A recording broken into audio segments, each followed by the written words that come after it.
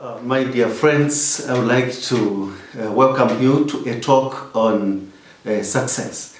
I'm very sure every one of you, every one of us, even myself, we always like to succeed in life, to succeed in what we do, to succeed in one thing or the other. And today I want to welcome you that we go through some few tips on success. I would like, for those who are Christians, to quote from the book of Exodus, chapter 17, verses 8 to 16, about the success of the battle between Israelites and the Amalekites at Rephidim. You remember what happened? The soldiers were, Joshua was told to collect soldiers, and he went to fight. And Moses climbed up a hill, and he raised his hands to God in prayer and supplication, raising his rod. And wherever his hands were raised, he would succeed. The Israelites would succeed. And wherever he got tired and his hands were down, the Israelites would be beaten. My dear friends, I would like to base myself from that and think about success. First is that the Israelites had already succeeded in many things. First, they succeeded in moving out from the land of Egypt. Then they succeeded in crossing the Red Sea. But here is another obstacle, the Amalekites. And this is a show, an indication about the life of every human person. You don't need to be a Christian to face challenging. Every human person in this world faces challenges. In every undertaking that you want to do, if you want to succeed, you must know that there must be challenges. And a few tips on how to handle the challenges that come our way. Do you want to succeed? Have passion. Have passion. Passion is that spirit of success. That though there are challenges that are coming your way, that you are destined for success. Passion is seeing yourself succeeding and seeing the fruits of the success. You know, the Israelites were not looking at the fight with the Amalekites. They were looking at the promised land, that they were saying, I have passion to reach and inherit that land that have been promised. So my dear friend in life, everything that you're doing, you find some difficulties, like the Amalekites who are trying to fight the Israelites, have passion. The second thing that you should know is that if you want to succeed, that vision and goal that you have will propel you to even overcome some of the obstacles that come your way. So success is based on what we are hoping for and the motivating factor that we have. As students, if you are taking an exam and you want to succeed, you must have a motivating factor. You must see yourself going to that university. If you are in the university, you must take that exam, seeing yourself getting a first class and maybe getting scholarship to go to study in the United States of America, or even getting a first class and to get employment. There must be a motivating factor in every success. So let us be motivated in our successes. The second thing about success is that we've learned from the story of Moses that you can't succeed alone. We need others in our success.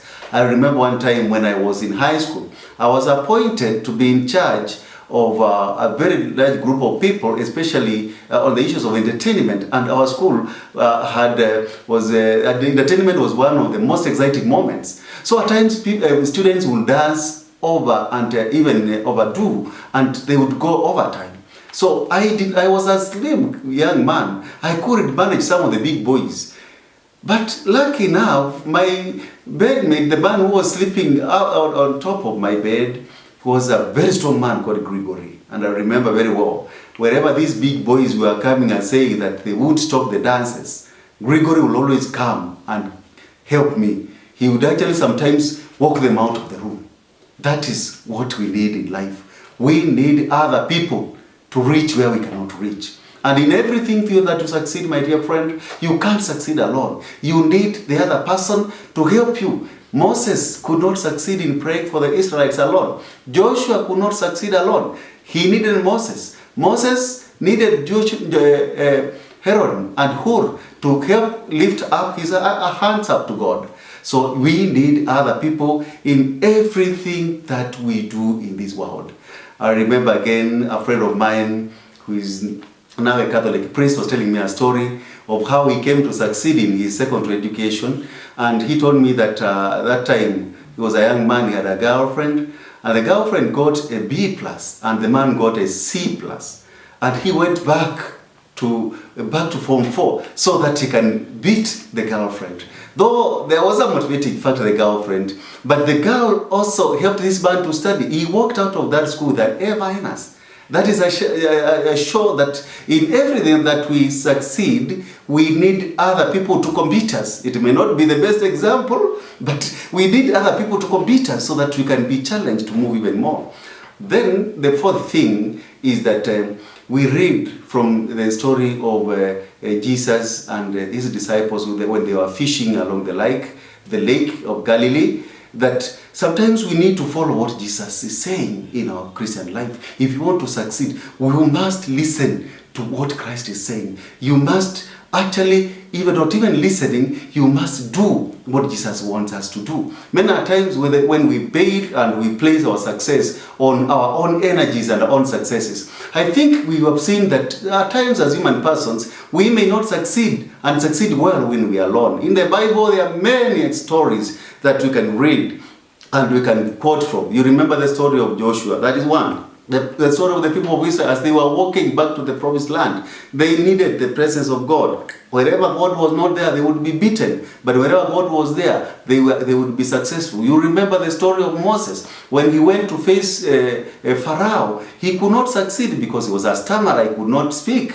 But God was there to help him. You remember David, when he was fighting Goliath, he could not fight, he could not beat Goliath by his size and even stature, but he defeated because he said, you come to me with spears and arrows, but I come to you in the name of Jesus, in the name of God. My dear friend, we need God in everything that we do. And lastly, we need a kind of a spirituality of success. What do I mean with the spirituality of success? You remember when the disciples of Jesus met Jesus at the shore of Lake Galilee and they had not got any fish? Jesus told them to look at the other side and to fish from another side. Maybe sometimes we are not succeeding because we are fishing from one direction. We need God and especially another divine voice to tell us, fish from the other side. Maybe you are not succeeding even in your relationship. You have this relationship with breaking. Another one is abusive. Another one, maybe you need to look at the other side of the lake. You are not succeeding in your studies. Maybe the style and the way your strategies, you are learning strategies and you are learning behavior, you need to change and look at another side. You are not succeeding in your family, maybe you need to look at the other side. Jesus told his disciples that they have to look at another side and fish from another side. Can we also know that if we want to succeed, we cannot be stuck in one direction. We need to be innovative. Wherever we face some hardship, we become innovative and look at another path that maybe can lead to success. And another aspect of the spirituality of success is that we need a banner. Moses, after the fight with the Amalekites, Moses said and erected an altar and wrote on top of the altar, "The Lord is my banner." We need a banner of success. And the banner of success is saying that it is not I, but God was with me. Many times when we attribute and try to peg our success on a few other things, and especially on superstition, I think the Kamba, at times we go to exams carrying the kamuti. Other people call it majini in the coast. Other people call it juju. And many other names, you can call them any kind of a name, but that trying to peg your success on a certain aspect that is superstitious, that will not make you succeed, because that is like saying that that particular thing holds the fate of your life. My dear friends, we need a banner like the Israelites, that the Lord is our banner, the Lord is my help. Remember David said, "You come to me with spears and arrows, but I come to you in the name of Jesus." My dear friends, also in success, we also need to struggle. There is an aspect of a spirituality of struggling. You must sacrifice and you must peg out fear. In every sacrifice, in every struggle, you must peg out and push out fear, because fear is so demeaning and it makes a human person to be unsuccessful. You know, the other day I was reading a story where this young man was coming home every day, but going home he would meet a dog and the dog would chase him and would go and walk around 10 kilometers to get home, while he would have walked for only 4 kilometers. And he did that for almost 3 months. But one time we got courage and said, I'll just face the dog. And that particular day he took a stick and he came and he faced the dog. And as the dog was coming nearer him, he stood still with his stick, only the dog to bark. And he found that the dog was too old. The dog did not even have teeth. Imagine how much he was embarrassed that he has been going for 10 kilometers fearing a dog that has no teeth. That's how sometimes fear can hold our success. Another story is told of a princess whom the king said that told the young men who wanted to marry a princess that whoever wants to marry my daughter, he must swim over a pool of water which was full of crocodiles. And he would make the princess stand in front of the pool, and the gentleman would be there across the other side. And one day they came and no one could swim. The second day, no one could swim. But the third day, there's this young man who said, I must get the princess. I must marry the princess. So this guy risked his life and he threw himself into the water. And as he was swimming, he realized that the crocodiles were so tamed and they were toothless, they couldn't even hurt him. He swam up to where the princess was and he buried the princess. That is how sometimes we run away from success. If we put fear in our life, we will not attain our goal. We will not attain our vision. You want to succeed, you must walk without fear. My dear friends, as we go on with our life, we need to succeed in life, we need to succeed in business, we need to succeed in studies. But to succeed, we need to employ all these aspects that we've talked about. Thank you so much. May God bless you.